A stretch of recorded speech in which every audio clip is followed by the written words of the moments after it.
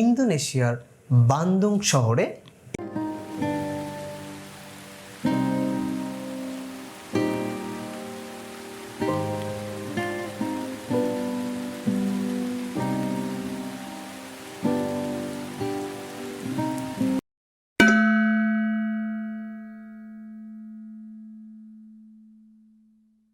Hello, আসসালামু আলাইকুম। সবাই কেমন আছো? আশা করছি সবাই খুব ভালো আছো। আজকে আমরা সাধারণ জ্ঞানের একটি টপিক সম্পর্কে জানার চেষ্টা করব। সেটি হচ্ছে ন্যাম, নন অ্যালাইন্ড মুভমেন্ট, জোট নিরপেক্ষ আন্দোলন। প্রথমে আমরা চেষ্টা করব এর প্রেক্ষাপট বা ব্যাকগ্রাউন্ড সম্পর্কে জানার। তারপর আমরা চেষ্টা করব এর থেকে কি বা গুরুত্বপূর্ণ কিছু তথ্য।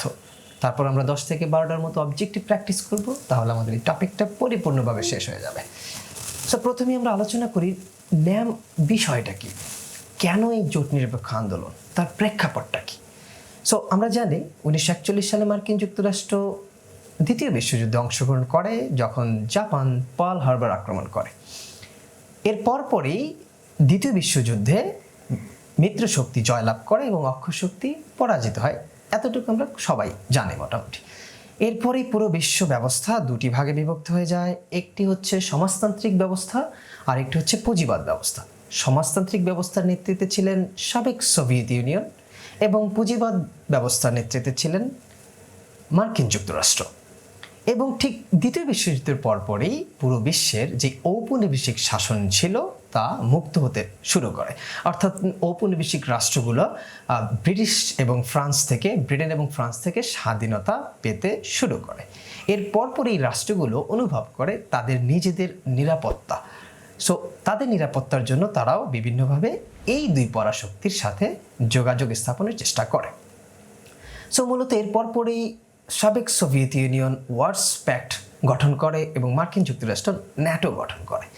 সো এই দুই ব্যবস্থা বা দুই মেরুকেন্দ্রিক রাষ্ট্র বিশ্ব ব্যবস্থা সৃষ্টি হওয়ার ফলে বেশ কিছু রাষ্ট্র একটু ঝামেলা বা বিপাকে পড়ে যায়। অর্থনৈতিক থেকে অনেক ব্যাপারে তাদের খুবই সমস্যা হচ্ছিল। এই মতো অবস্থায় তারা অনুভব করলেন যে তারা এই দুই ব্যবস্থার কোনো ব্যবস্থায় যোগদান করবেন না। অর্থাৎ তারা সাবেক সোভিয়েত ইউনিয়নের দিকেও ঝুঁকবেন না, অপর দিকে তারা মার্কিন যুক্তরাষ্ট্রের দিকেও ঝুঁকবেন না, না ঝুঁকে তারা নিরপেক্ষ থাকার চেষ্টা করবেন। সে এই ধরনের উদ্যোগ প্রথম গ্রহণ করে বেশ কয়েকজন রাষ্ট্রনায়ক, যেমন বলা যায় মিশরের প্রেসিডেন্ট গামাল আবদেল নাসের, যুগোস্লাভিয়ার প্রেসিডেন্ট মার্শাল টিটু, ভারতের প্রধানমন্ত্রী নেহরু, ঘানার প্রেসিডেন্ট নক্রুমা এবং ইন্দোনেশিয়ার প্রেসিডেন্ট সুকর্ণ। সো এরা মিলে 1955 সালে প্রথম ইন্দোনেশিয়ার বান্দুকে একটি বৈঠক করে। অর্থাৎ প্রথম তারা এর যাত্রা শুরু করার চেষ্টা করে বা শুরু করে। এর প্রায় 10 বছরেরও বেশি সময় পর 1961 সালের দিকে প্রথম তারা এই জোট নিরপেক্ষ আন্দোলনের বৈঠকের মাধ্যমে এর আনুষ্ঠানিকতা সম্পন্ন করে। সো মূলত ব্যাকগ্রাউন্ডটা হচ্ছে এটাই যে বেশ কিছু রাষ্ট্র যারা কি চায়নি, যারা এই দুই অক্ষ শক্তির বা দুই শক্তির বলয়ে না থেকে নিরপেক্ষ থেকে এই রাষ্ট্র ব্যবস্থায় বা এই যে পৃথিবীব্যাপী অনেক ঘটনা ঘটে থাকে সেই ঘটনাগুলোর সমাধান করার চেষ্টা করেছেন। সো এই হচ্ছে মূলত নন অ্যালাইন্ড মুভমেন্ট সংক্ষেপে। সো আমরা মোটামুটি এই ব্যাকগ্রাউন্ডটা যদি জেনে থাকি বা বুঝে থাকি, এরপর আমরা এখান থেকে কি 4 থেকে 5টা ইম্পর্টেন্ট তথ্য জানার চেষ্টা করব। সো এতক্ষণ আমরা জানার চেষ্টা করলাম ন্যামের প্রেক্ষাপট। সো এখন আমরা সেই প্রেক্ষাপট থেকে খুবই গুরুত্বপূর্ণ, খুবই অল্প সংখ্যক কিছু তথ্য জানার চেষ্টা করব, যেগুলো আমরা মূলত মনে রাখবো। ঠিক আছে? সো তথ্যগুলো কি একটু জেনে নেই। সেটা হচ্ছে ন্যাম, NAM এর ফুল মিনিং পরীক্ষা আসতে পারে। সেটা কি? নন অ্যালাইন্ড মুভমেন্ট। তারপর এর যাত্রা কখন শুরু হয় সেটা পরীক্ষা আসতে পারে। যেমন 1955 সালে ইন্দোনেশিয়ার বান্দুং শহরে এর যাত্রা শুরু হয়। কত সালে? 1955 সালে।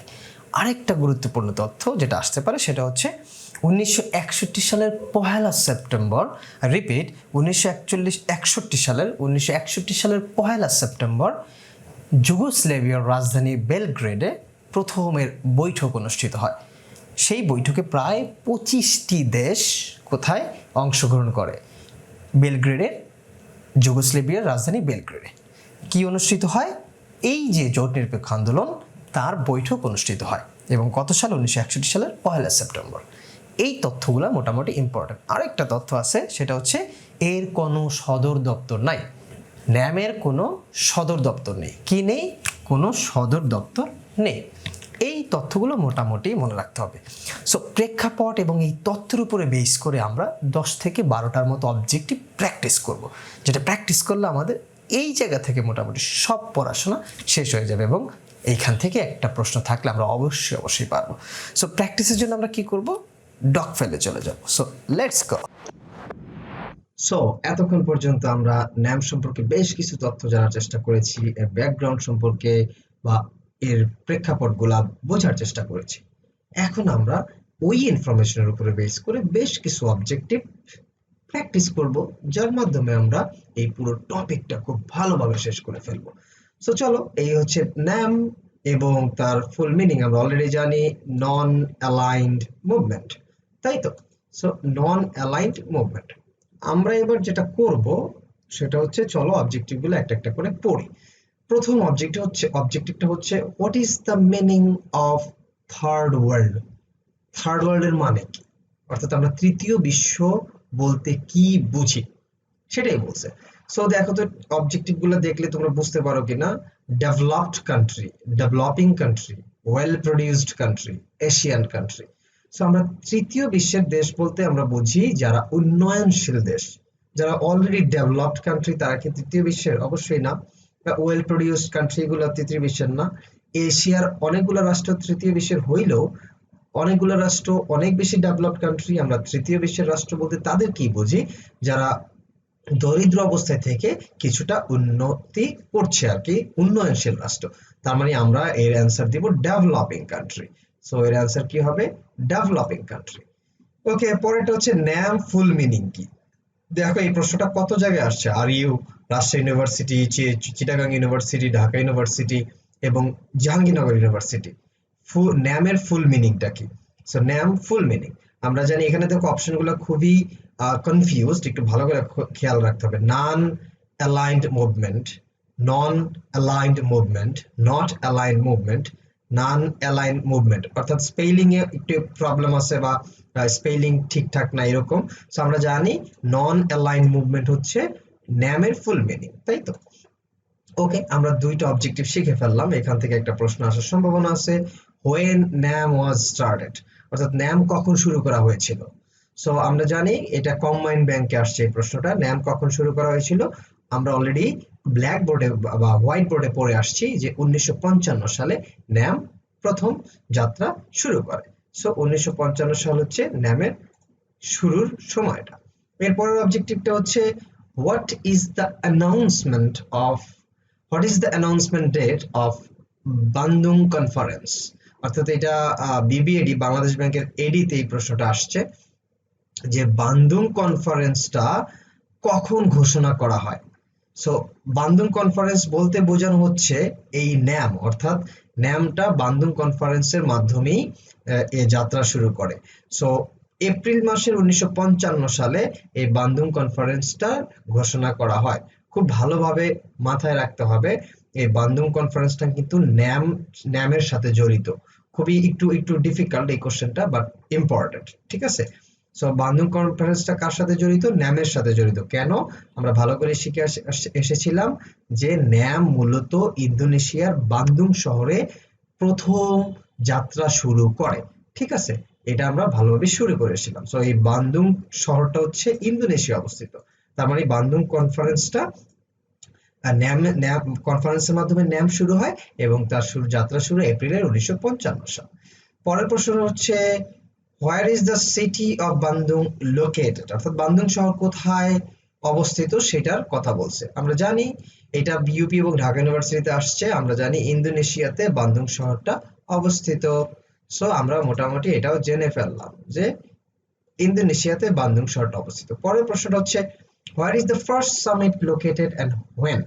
সো এই ন্যামের প্রথম শীর্ষ সম্মেলন কোথায় এবং কখন অনুষ্ঠিত হয়? Where is the first summit located and when. So প্রথম শীর্ষ সম্মেলন কোথায় এবং কখন সংগঠিত হয়? সো এখানে হবে হোয়ার is the first summit of NAM. So আমরা এখানে একটা লিখতে হোয়ার is the first summit of NAM, ঠিক আছে, লোকেটেড অ্যান্ড হোয়েন।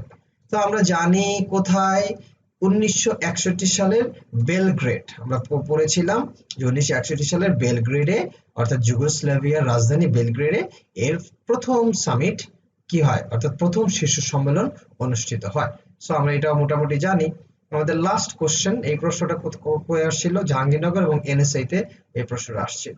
এরপরে কি, where is the headquarters located, অর্থাৎ ন্যামের হেডকোয়ার্টার্স কোথায় অবস্থিত। Where is the headquarters of NAM, ন্যামের অফ ন্যাম হবে আমরা located. Where is the headquarters of NAM located, ন্যামের হেডকোয়ার্টার্স কোথায় অবস্থিত। আমরা জানি ন্যামের কোনো হেডকোয়ার্টার্স নাই, নো হেডকোয়ার্টার্স, ন্যামের কোনো হেডকোয়ার্টার্স নাই। সো এই 7টা প্রশ্ন ন্যাম থেকে অ্যাজ ইউজুয়াল এসে থাকে। এই 7টা প্রশ্ন খুব ভালোভাবে পড়লে খুব সম্ভবত আমরা খুব কি বলে 1 নম্বরের অ্যান্সার খুব সহজেই পেরে যাব। আশা করতেছি তোমরা এখান থেকে একটা প্রশ্ন কমন পাবা।